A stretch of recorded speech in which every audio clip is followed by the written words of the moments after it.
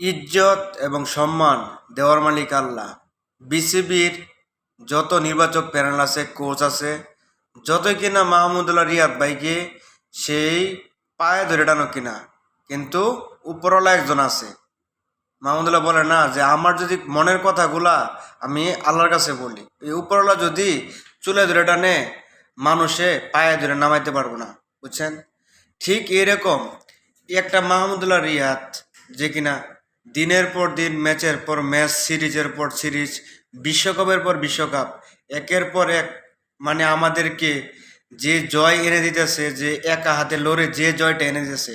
আজকের এই ম্যাচটা দেখেন, যদি মাহমুদুল্লাহ রিয়াদ ভাই যদি লাস্ট পর্যন্ত যদি ম্যাচটা না ফিনিশিং করতে পারতো, যে না ছক্কা মারে লাস্ট পর্যন্ত ফিনিশিং করতে পারতো, আমরা কি জিততে পারতাম কোনো সময়?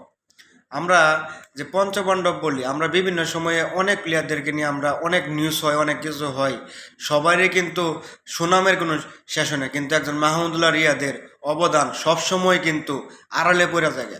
এই মাহমুদুল্লাহ রিয়াদ আমাদেরকে কত ম্যাচ জিতাইছে। উনি আমাদের ময়মনসিংহের গর্ব, এবং কি ময়মনসিংহের কৃতি সন্তান। উনি বাংলাদেশের গর্ব, পুরো বাংলাদেশ ওনাকে ভালোবাসে, আপাময় জনতা ওনাকে ভালোবাসে, আপাময় টিকিট প্রেমীরাও কিন্তু ভালোবাসে।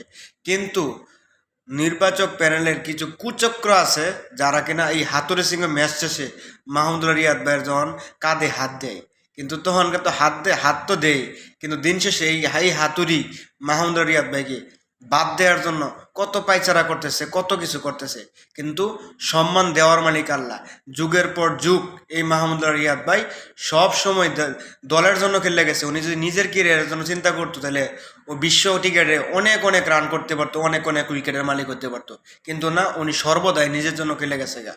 উনি আজও নিজের, ওনার বয়স 39 চলে, কিন্তু বর্তমান জেনারেশনের, বর্তমান যে টিকেট যে বাংলাদেশের ইয়াংস্টার আছে, তারাও মাহমুদুল্লাহ রিয়াদের কাছে কিছুই না, তারাও হেরে যায়, কিন্তু মাহমুদুল্লাহ রিয়াজ কখনো হেরে না। উনি দিনের পর দিন, ম্যাচের পর ম্যাচ পারফরমেন্স করে যাচ্ছে, দেশকে জিতে যাচ্ছে।